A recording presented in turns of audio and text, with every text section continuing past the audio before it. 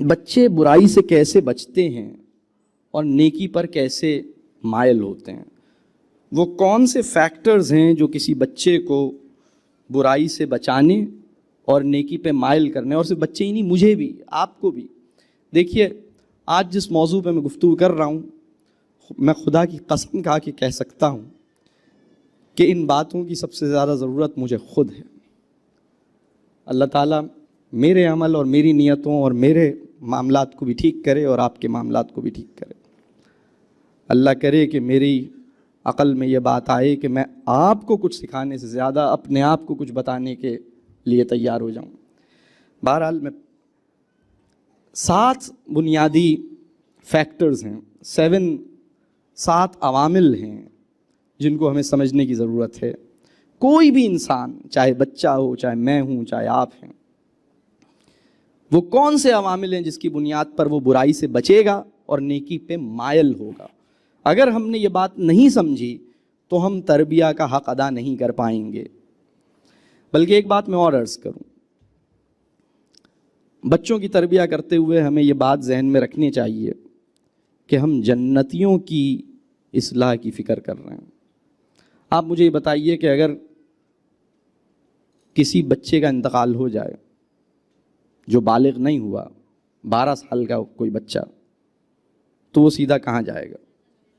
وہ بچہ جو بات نہیں مانتا، وہ بچہ جو کام نہیں کرتا، وہ بچہ جو فیل ہو گیا، وہ بچہ جو ٹیوشن پہ بھی اس کی ٹیچر ناراض ہے، اسکول میں بھی سب اس سے ناراض ہیں، دوسروں کو تنگ بھی کرتا ہے، کسی سبجیکٹ میں پاس بھی نہیں ہوا، قاری صاحب سے قرآن بھی نہیں پڑھ کے دے رہا، نمازیں بھی نہیں پڑھ رہا، آپ کو بھی تنگ کیا ہوا ہے، بات بھی نہیں مانتا، یہ 12 سال کا بچہ اگر انتقال کر جائے تو کہاں جائے گا؟ Are you sure? اور اگر آپ انتقال فرما جائیں تو کیا آپ اس یقین سے کہہ سکتے ہیں کہ میں جنت میں جاؤں گا؟ اس یقین سے کہہ سکتے ہیں؟ تو جناب ہمیں یہ بات سمجھنی ہوگی۔ ہمارے بچے کا پرابلم یہ ہے کہ ہمارا بچہ یہ سوچتا ہے کہ یہ انسان جو صبح شام ہمیں خدا سے ڈراتا رہتا ہے، یہ خدا سے ڈرتا کیوں نہیں ہے؟ خدا کا تذکرہ مجھے ٹھیک کرنے کے لیے تو کرتا ہے، اپنے آپ کو ٹھیک رکھنے کے لیے کیوں نہیں کرتا؟ میں آپ کو خدا کے خوف کی ایک بہت بڑی علامت جو ہمارے مزاج میں پیدا ہوتی ہے، میں اس کا تذکرہ کرتا ہوں۔ وہ انسان جس کے مزاج سے لوگ تنگ آئے ہوئے ہیں، وہ خدا سے ٹھیک طرح سے ابھی تک ڈرا نہیں ہے۔ آپ یہ بات سمجھ لیجئے، وہ انسان جس کے مزاج سے لوگ پریشان ہیں، چاہے بچے ہوں، چاہے بیوی ہو، چاہے والدہ ہو، چاہے بہن ہو، چاہے پڑوسی ہو، چاہے دوست ہو، چاہے آفس کے کولیگز ہوں، اگر میرے مزاج سے آپ تنگ آئے ہوئے ہیں تو یہ اس بات کا سب سے بڑا انڈیکیٹر ہے کہ میں خدا کے خوف کو جس طرح میرے دل میں، خدا کا خوف کیا ہے؟ خدا کا خوف خدا کے محبت کی اپوزٹ اسٹیٹ کا نام نہیں ہے۔ خدا کی محبت خدا کے خوف کے اپوزٹ اسٹیٹ کا نام نہیں ہے۔ خدا کی محبت خدا کے خوف کی فلپ سائڈ ہے، خدا کا خوف خدا کی محبت کی فلپ سائڈ ہے۔ اس دنیا میں بھی ہمیں جس انسان سے محبت ہوتی ہے، ہمیں امید بھی ہوتی ہے اور ہمیں ڈر بھی ہوتا ہے۔ ہمیں ڈر ہوتا ہے کہیں ناراض نہ ہو جائے، ہمیں ڈر ہوتا ہے کہیں ہم سے نا امید نہ ہو جائے، ہمیں ڈر ہوتا ہے کہیں ہم سے دور نہ ہو جائے، ہمیں ڈر ہوتا ہے کہیں ہم اس کا دل توڑ نہ دیں، ہمیں ڈر ہوتا ہے کہیں ہم اس کو ناراض نہ کر دیں اپنے کسی عمل سے، اور ہمیں امید ہوتی ہے کہ یہ ہمیں مل جائے گا، ہمیں امید ہوتی ہے کہ یہ ہمارے پاس ہوگا، ہمیں امید ہوتی ہے کہ اس کا اور میرا تعلق مجھے ایک نئی توانائی دے گا۔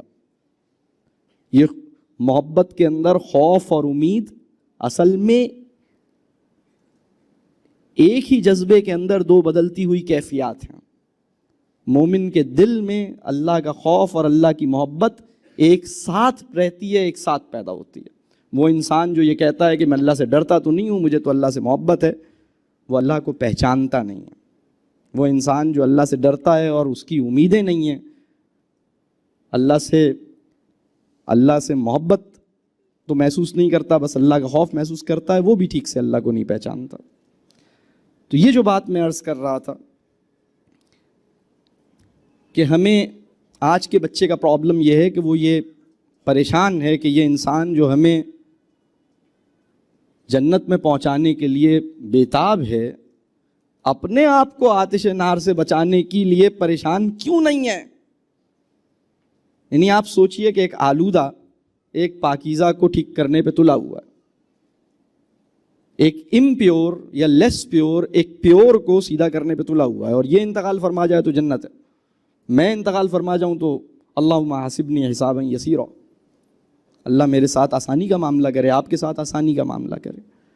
تو جب ہم بچوں کی تربیہ کریں تو اس کے اندر یہ ایلیمنٹ، یہ ایسپیکٹ ہمارے ذہن میں رہے کہ یہ تو ویسے ہی اللہ نے ان کو معصوم اور پاکیزہ بنایا ہے۔ انسان کے اندر آلودگیوں کے انبار بلوغت کے بعد اس کے نفس میں پیدا ہوتے ہیں۔ تزکیے کی اصل ذمہ داری بلوغت کے بعد اس پر عائد ہوتی ہے، لیکن ہم یہ شعور نہیں دے پائے۔ میں 7 عوامل وہ کیا ہیں جس سے بچے برائی سے بچتے ہیں اور نیکی کی طرف مائل ہوتے ہیں، اب میں ان 7 فیکٹرز کو لسٹ ڈاؤن کر رہا ہوں۔ سب سے پہلی بات جس کی بنیاد پر کوئی بھی انسان، میں، آپ یا کوئی بچہ، حتیٰ کہ کوئی غیر مسلم بھی اگر کسی نیکی پہ مائل ہو رہا ہے اور کسی برائی یا خرابی سے بچ رہا ہے، اس کی سب سے بڑی وجہ یہ ہے کہ رب کریم نے ہماری فطرت کو مسلمان بنایا ہے، ہماری فطرت کو نیک بنایا ہے، ہماری فطرت کو ٹھیک بنایا ہے۔ اگر رب کریم ہماری فطرت کو ٹھیک نہیں بناتا تو ہمارے لیے کیسے ممکن تھا کہ ہم اپنے آپ کو ٹھیک کر لیتے؟ وہ انسان جس کی فطرت ہی اللہ نے ٹھیک نہ بنائی ہو، وہ اپنے آپ کو کیسے، میں اور آپ اس کی کیسے تربیہ کریں گے جس کی فطرت ہی اللہ نے ٹھیک نہیں بنائی؟ اور الحمدللہ قرآن میں اللہ تعالیٰ یہ بات بتاتے ہیں، سورہ روم کے اندر یہ بات بتائی، اور جگہوں پہ اللہ تعالیٰ نے یہ بات بتائی کہ ہر انسان کی فطرت کو الحمدللہ اللہ تعالیٰ کا بہت بڑا احسان یہ ہے کہ اس نے ہماری فطرت نیک بنائی ہے۔ ہماری فطرت کو، ہمیں جب پیدا کیا ہے تو ہمیں نیکی کے مزاج پہ پیدا کیا ہے، اور ہمارے اندر تمیز خیر و شر رکھی ہے، ہمیں تمیز خیر و شر ہمارے اندر رکھی گئی ہے۔ اور ہر انسان، کافر کے گھر میں بھی پیدا ہونے والا بچہ مسلمان پیدا ہوتا، لہٰذا اس کے اندر نیکی کا داعیہ الحمدللہ موجود رہتا ہے، اور یہ اس وقت ختم ہوتا ہے جب وہ اپنے اختیار کا غلط استعمال کرتا ہے۔ جب ایک بچہ یا کوئی بڑا اپنے اختیار کا غلط استعمال کرتا ہے اور برا کام کرتا ہے تو اپنی فطرت کے اوپر، کہہ لیجئے اپنی فطرت کو، یعنی اپنی فطرت کے اثر سے دور نکل جاتا ہے اور اپنے نفس کے اندر ایک خرابی پیدا کر لیتا ہے۔ ایک موقع پہ رسول اللہ صلی اللہ علیہ وسلم نے فرمایا گناہ کیا ہے؟ رسول اللہ صلی اللہ علیہ وسلم نے فرمایا کہ گناہ وہ ہے جو تیرے دل میں کھٹکے۔ لیکن یہ کون سا دل ہے؟ یہ وہ دل ہے جو ہمیں پیدائشی طور پر ملا تھا، جو بالکل ٹھیک تھا، جس کے اندر برائی کے لیے ایک بیزاری تھی اور اچھائی کے لیے ایک لپک تھی، لیکن پھر ہم وہ دور نکل گئے۔ تو سب سے پہلی چیز ہے ہماری نیچر، ہماری فطرت۔ کسی بچے کی فطرت اور نیچر کو برا مت سمجھیے گا، کوئی بچہ فطرتاً برا نہیں ہوتا، کسی اور وجہ سے اس کے اندر برائی پیدا ہوتی ہے۔ دوسری بہت بڑی وجہ کہ کوئی بچہ کیوں نیکی پہ مائل ہوتا ہے، برائی سے بچتا ہے، اس کی دوسری بہت بڑی وجہ یہ ہے کہ وہ کسی نیک انسان کے ساتھ تعلق میں آ جاتا ہے۔ کسی بھی نیک انسان کے ساتھ تعلق میں آ جانے کے نتیجے میں آپ کے پاؤں میں ایک ڈوری بن جاتی ہے جو آپ کو برائی کی طرف جانے سے روکتی ہے۔ تعلق کی ڈوری سے بڑی ڈوری ہو نہیں سکتی کوئی۔ اچھے انسان سے تعلق بہت بڑی نعمت ہے، بہت بڑی نعمت ہے۔ تیسرا جو بہت بڑا فیکٹر ہے وہ یہ ہے کہ اس کا شعور، اس کے اندر ایک شعور پیدا ہوتا ہے، اس کی تعلیم و تربیہ اس طرح ہوتی ہے کہ اس کو ایک شعور ملتا ہے۔ اس شعور کے اندر سب سے بڑا فیکٹر جو اس کے شعور کو مرتب، شعور کیسے پیدا ہوتا ہے؟ شعور کو مرتب کرنے میں بہت بڑی چیز ہے عقیدہ۔ شعور کی تشکیل میں سب سے بڑی جو کنٹریبیوشن آتی ہے وہ عقیدے سے آتی ہے۔ شعور کی تشکیل میں دوسری بڑی کنٹریبیوشن آتی ہے فہم سے۔ شعور کی تشکیل میں تیسری بڑی کنٹریبیوشن آتی ہے تجربات سے۔ تو ہماری زندگی کے تجربات، ہمارا فہم اور ہمارا عقیدہ، یہ سب مل کے ہمارے شعور کو مرتب کرتا ہے۔ پھر شعور کے اندر ایک بہت بڑی، کہہ لیجئے نکھار پیدا ہوتا ہے، شعور کے اندر ایک گہرائی پیدا ہوتی ہے، شعور کے اندر ایک وسعت پیدا ہوتا ہے، شعور جو ہے وہ اور خوبصورت اور اچھا شعور بنتا ہے. اس کے اندر ایک بہت بڑا کنٹریبیوشن ہے مکالمہ، کسی اچھے انسان کے ساتھ باتیں. آپ یقین مانیے آپ کو اگر اپنے والد صاحب یا والدہ کے ساتھ باتیں کرنے کے مواقع ملے تھے، ساری زندگی کی یونیورسٹی، کالج اور اسکول کی کلاسز ایک طرف، اپنی دادی جان، اپنے ابا جان، اپنی والدہ کے ساتھ جو ڈنر کے ٹیبل پہ بیٹھ کر کبھی باتیں کی ہیں، رات میں بیٹھ کے مونگ پھلیاں کھائیں اور باتیں کیں، بھلے زندگی میں تھوڑے ہی عرصے کی، آپ یقین مانیے آپ کے شعور کے اندر جو سب سے خوبصورت چیز ڈلی ہے وہ ان باتوں کی وجہ سے ڈلی ہے. تو شعور کیسے تشکیل پاتا ہے؟ کلام الہی سے جڑ کے تشکیل پاتا ہے، عقیدہ درست ہونے سے تشکیل پاتا ہے، ایمان پختہ ہونے سے تشکیل پاتا ہے، کسی سمجھدار انسان سے مکالمے کے نتیجے میں تشکیل پاتا ہے، فہم نافع کی کوششیں، فہم نافع کی سچی طلب کے نتیجے میں تشکیل پاتا ہے. تو جب ہمارے اندر شعور پیدا ہوتا ہے تو وہ شعور ہمیں نیکی پہ، اگر وہ شعور کی ساخت صحیح ہے، اگر وہ شعور واقعی درست شعور ہے، اچھا شعور ہے، تو وہ ہمیں نیکی کی طرف اکسائے گا اور ہمیں برائی سے روکے گا. یہ تیسرا ایسپیکٹ ہے. چوتھا ایسپیکٹ یہ ہے رزق حلال. اور رزق حلال کیا ہے؟ اگر میں اپنی جاب کو جو میں ایمانداری سے انجام دے رہا ہوں تو جو میں کما رہا ہوں وہ رزق حلال. بہت سے لوگ یہ سمجھتے ہیں کہ اچھا الحمدللہ میں کوئی ایسی غلط کام میں تو نہیں کما رہا. اچھے کام کے اندر بھی اپنے کام کو دیانتداری سے کرنے کے نتیجے میں جو آپ کمائیں گے وہ رزق حلال ہے. غلط کام کر کے تو جو بھی کمائیں گے وہ تو ہے ہی غلط. رشوت کے نتیجے میں، کسی اور فراڈ کے نتیجے میں جو کما رہے ہیں وہ تو ہے ہی غلط. لیکن اگر آپ اسکول میں پڑھاتے ہیں، اگر آپ کسی اور جگہ پر کچھ کام کرتے ہیں، تو آپ اپنے کام کو پوری ایمانداری سے کرتے ہیں. جو بات آپ سے طے ہوئی ہے آپ اس کا پورا لحاظ رکھتے ہیں، تو جو آپ کمائیں گے وہ رزق حلال. رزق حلال جو ہے وہ تربیہ کے اندر ایک بہت بڑی شرط ہے. اللہ تعالیٰ یا اللہ ہمارے لیے یہ ممکن ہو کہ ہم رزق حلال کما سکیں. اور اگر ہماری زندگی میں ہم سے کوئی نااہلی یا خرابی یا غلطی ہوئی تو رب کریم اپنی قدرت خاص سے اس نااہلی کا ازالہ فرمائے اور اپنی قدرت خاص سے ہماری خرابیوں کی کوئی اصلاح فرمائے، اس کا ازالہ فرمائے، اس کی کوئی سد باب فرمائے. پانچواں پوائنٹ جو ہے جس کی وجہ سے ہم نیکی پہ مائل اور برائی سے بچتے ہیں وہ ہے ہماری نفسیاتی صحت، سائیکولوجیکل ہیلتھ. سائیکولوجیکل ہیلتھ کیسے ٹھیک رہتی ہے اور کیسے خراب ہوتی ہے؟ جتنا آپ فطرت سے دور ہوں گے آپ کی نفسیاتی صحت خراب ہوگی. جتنا آپ اپنی زندگی میں انسانوں سے دور اور کام سے قریب ہوں گے آپ کی نفسیاتی صحت خراب ہوگی. جتنا آپ کی زندگی میں چیزیں لوگوں سے پیاری ہو جائیں گی آپ کی نفسیاتی صحت بگڑ جائے گی. جتنا آپ کی زندگی میں مطمئن ہونا مشکل ہو جائے گا نفسیاتی صحت بگڑ جائے گی. میرے پاس بہت سی عورتیں اور بہت سے مرد آتے ہیں. میں اپنی زندگی میں 25 سال مجھے اس شعبے میں ہو گئے.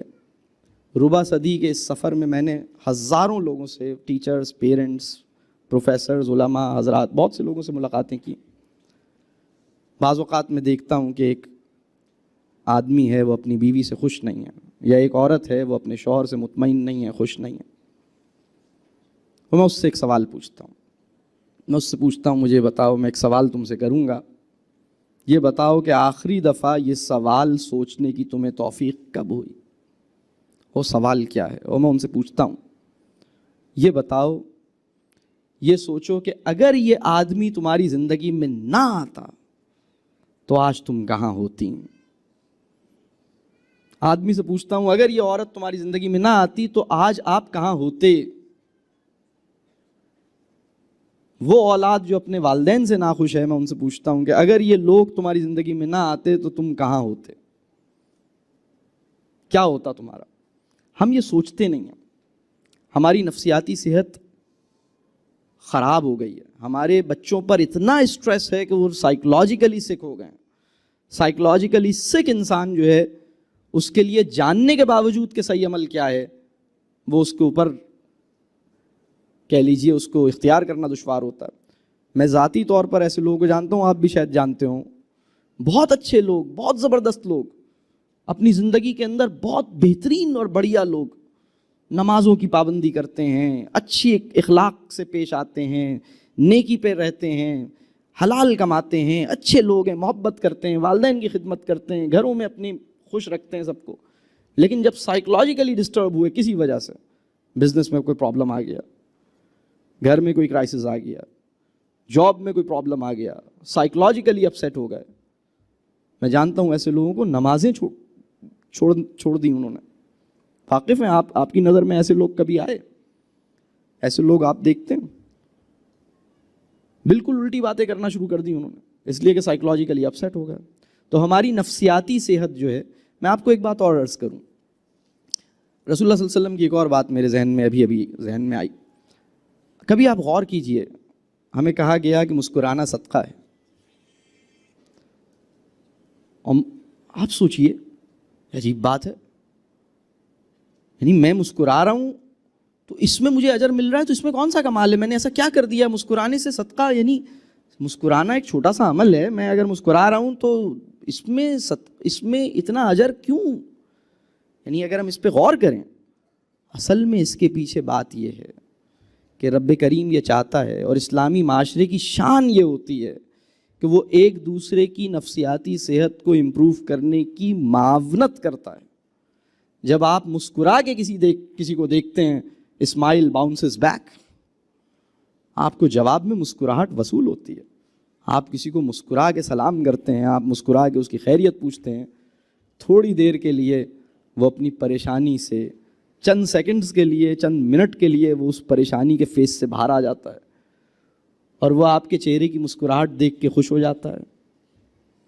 تو یہ جو مسکراتا ہوا چہرہ ہے, یہ نفسیاتی بیمار انسان کی تیمارداری کی سب سے کامیاب صورت ہے. میرے پاس لوگ آتے ہیں, وہ کہتے ہیں میرے بچے یا میرے بھائی یا میری بہن یا میری بیوی سائیکولوجیکلی پرابلم میں ہے, میں کیا کروں؟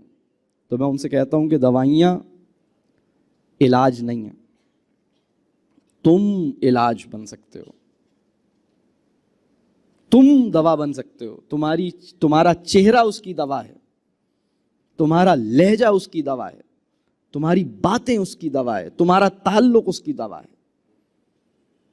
تو ایک دوسرے کی ایک اور بات آپ کبھی غور کیجئے, اسلامی معاشرے کی شان کیا بتائی گئی ہے. اسلامی معاشرہ جو اسلامی معاشرہ ہے, بہت سے لوگوں کے ذہن میں یہ ہے کہ اچھا اسلامک اسٹیٹ میں شاید اکنامک پراسپیرٹی انشیورڈ ہے.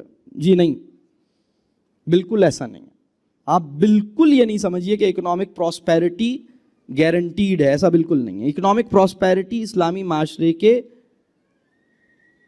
فروٹس ہیں, نتائج ہیں, جو مل بھی سکتے ہیں اور نہیں بھی مل سکتے. اسلامی معاشرے میں قحط بھی آتا ہے, اسلامی معاشرے میں فاقہ بھی ہوتا ہے, رب کریم آزماتا بھی ہے اسلامی معاشرے کو. خلیفہ کے عہد میں بھی ایسا ہو سکتا ہے. آپ کس چکر میں ہیں جناب؟ اسلامی معاشرے کی جو سب سے اہم بات ہے جس کو وہ انشور کرتا ہے, وہ یہ ہے کہ دوسرے انسان کی عزت نفس محفوظ رہے. میری زبان اور میرے ہاتھ سے معاشرے کی عزت نفس محفوظ رہے. ہم جسے اسلامی اسکول کہتے ہیں, وہ صرف اور صرف اس بنیاد پہ اسلامی اسکول کہلا سکتا ہے کہ وہاں ٹیچرز کی سیلف ریسپیکٹس پروٹیکٹڈ ہے, بچوں کی سیلف ریسپیکٹ پروٹیکٹڈ ہے. If you can say it confidently, if you can ensure it, کہ this is a place where this is an insult free space, یہاں کسی انسان کی تذلیل یا بے عزتی نہیں ہوتی. لیکن اگر وہاں سب کے سامنے کسی کی بات, کسی کو یعنی کسی کی عزت کسی بھی لمحے کسی بھی وقت, چاہے بچہ ہو چاہے کوئی بھی ہو, یہ اسلامک اسٹیٹ نہیں ہے. عزت نفس محفوظ رہے. یہ کیوں ہے؟ تاکہ ایک دوسرے کی نفسیاتی صحت ٹھیک رہے. نفسیاتی صحت بہت اہم بات ہے. تو 5ویں چیز جو میں نے عرض کی وہ نفسیاتی صحت ہے. 6ٹھی چیز جو میں عرض کروں گا وہ ماحول ہے, جسے آپ انوائرمنٹ کہتے ہیں. اور اس میں بھی جو سب سے اہم ماحول ہے وہ گھر کا ماحول ہے, بازار کا ماحول, پوری سوسائٹی کا ماحول, نیبرہڈ کا ماحول. اس پہ آپ کا کنٹرول نہیں ہے. لیکن گھر کے ماحول کو آپ نفیس بنا سکتے ہیں، خوبصورت بنا سکتے ہیں، اچھا بنا سکتے ہیں، اس کی آپ فکر کیجیے۔ اور 7واں پوائنٹ جو ہے وہ ہے دعا اور توفیق الہی۔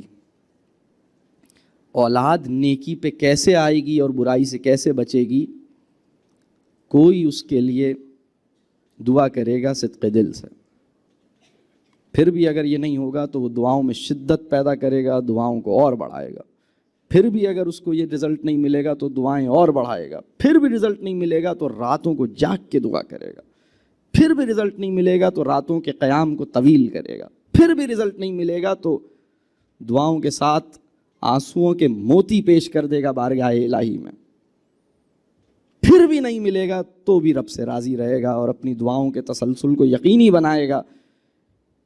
اللہ پر ایمان کو کمزور کیے بغیر، اللہ سے توقع اور امید کو کمزور کیے بغیر دعا پورے یقین کے ساتھ مانگتا رہے گا، توفیق مانگتا رہے گا۔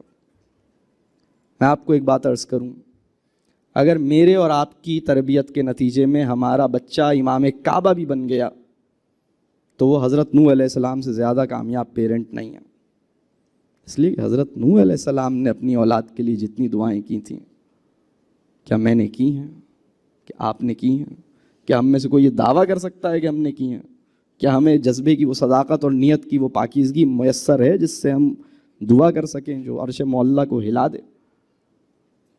تو حضرت نوح علیہ السلام کا بیٹا باوجود اس کے کہ نہیں آ سکا لائن پر، اصل میں آپ کی کامیابی یہ ہے کہ آپ صدق دل کے ساتھ، بہترین نیت کے ساتھ، کبھی کبھی لوگ کہتے ہیں ہم اچھی تربیت اس لیے کر رہے ہیں تاکہ میرا نام روشن کرے۔ ارے نام روشن ہو گیا تو تمہاری لیے آخرت میں کچھ نہیں بچے گا۔ کبھی سوچا اس بات؟ نام روشن کرنا کیا ہوتا ہے؟ دنیا میری واہ واہ کرے، صاحب کتنے اچھے بچے ہیں، آپ خوش ہو، ہاں سبحان اللہ میں نے اتنی اچھی تربیت کی ہے۔